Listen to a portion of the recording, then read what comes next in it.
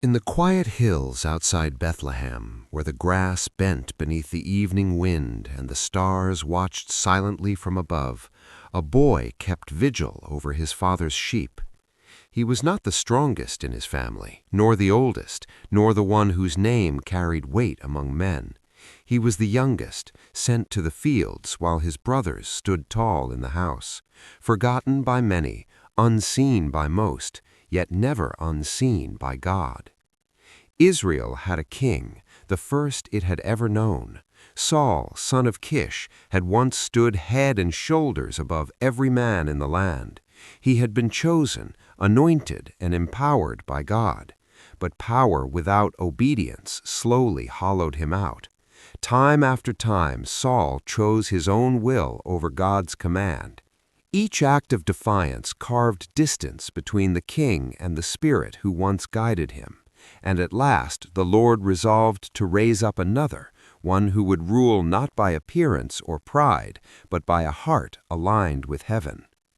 The word of the Lord came to the prophet Samuel, heavy and urgent.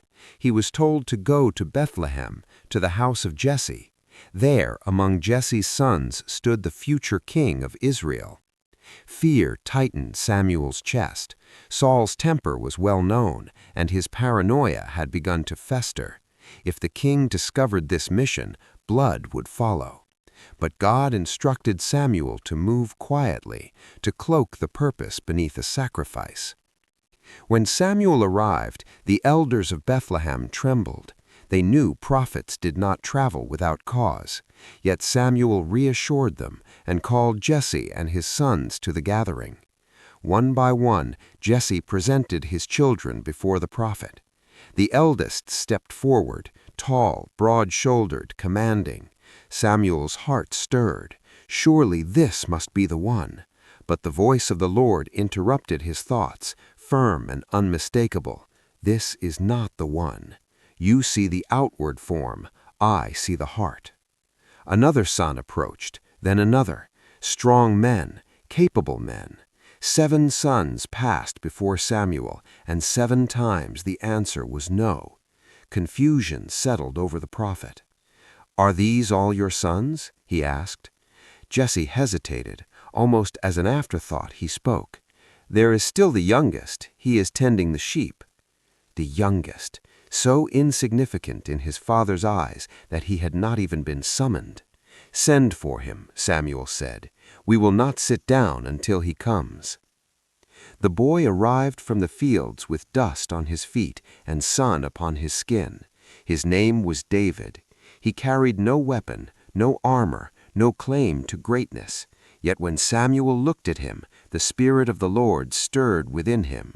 This is the one. Before any explanation could be offered, before questions could be asked, Samuel took the horn of oil and poured it over the boy's head.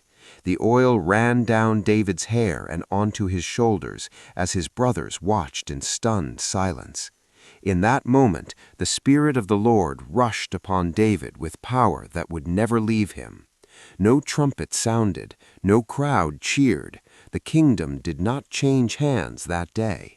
The anointing remained a secret, and David returned to the fields, carrying a promise known only to God. Years passed beneath open skies. David grew among the sheep, learning patience and courage in solitude. When predators came, he did not flee. Lions and bears fell beneath his hands, not because of his strength alone, but because he trusted the God who guarded his life. Each battle in the wilderness shaped his faith, preparing him for wars he did not yet see. Far from Bethlehem, war clouds gathered. The Philistines assembled their forces and camped along one hill, while Israel's army stood opposite them. Between the two armies lay a wide valley, silent and tense. From the Philistine ranks stepped forward a champion named Goliath, a giant of a man, towering and terrifying, wrapped in bronze armor that gleamed beneath the sun. His voice thundered across the valley as he challenged Israel. "Send me a man to fight," he roared. "If he defeats me, we will serve you. If I defeat him, you will serve us."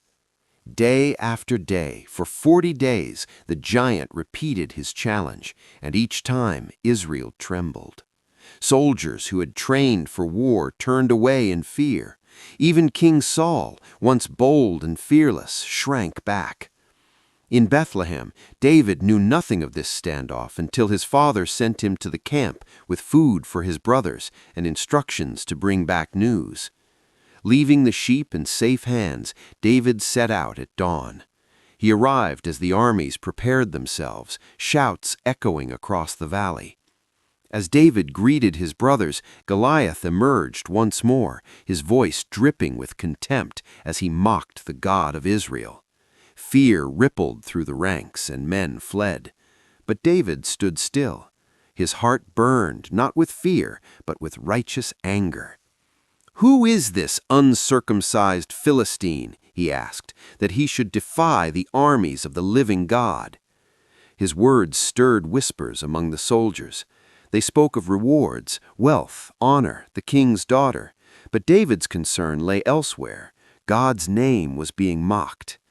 His eldest brother overheard him and scolded him harshly, accusing him of arrogance and curiosity.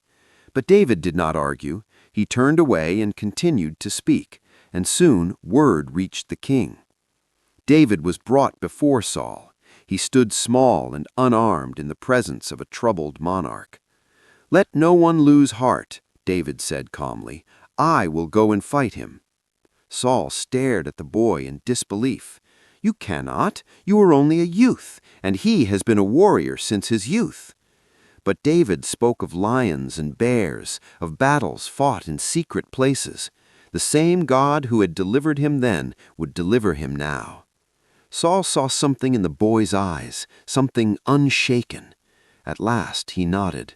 "Go, and may the Lord be with you." The king placed his own armor upon David, but it weighed him down. The helmet slipped. The armor restricted his movement. David removed it all. "I cannot fight with these," he said. "I have not tested them." Instead, he took his staff, his sling, and 5 smooth stones from the brook.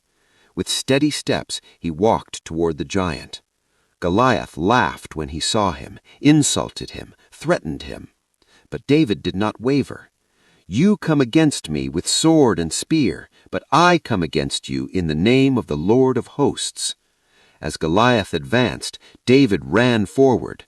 One stone left his sling, guided by faith. It struck the giant's forehead, and the earth shook as Goliath fell.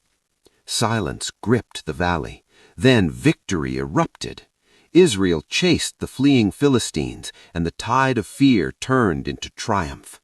David stood victorious, not by his own power, but by the hand of God. From that day forward, David's life would never be the same. Jonathan, Saul's son, loved him as his own soul. He gave him his robe, his armor, his weapons, symbols of inheritance and surrender. A covenant was formed, stronger than ambition. But Saul's heart darkened as the people sang of David's victories. Jealousy took root, and soon the man who had been blessed by David's service sought his life. Spears were thrown, traps were laid, windows became escape routes, friendship became refuge. David fled into wilderness and caves, hunted by the king he once served. Yet even when Saul lay helpless before him, David refused to strike. He would not seize what God had not yet given. Years passed in exile and pursuit. Faith was tested. Patience was refined. Then war returned. On Mount Gilboa, Saul and his sons fell. Jonathan died. Israel mourned. David wept not only for his friend, but for the king who had once been chosen. In time, the tribes gathered. David was anointed king, not in secret, but before all Israel. The shepherd became the ruler. The promise was fulfilled. And from his life, the lesson remains. God sees the heart. Courage runs toward giants. Love surrenders pride. Power restrains itself. And waiting upon the Lord is never in vain. For the God who writes beginnings in obscurity also writes endings in glory.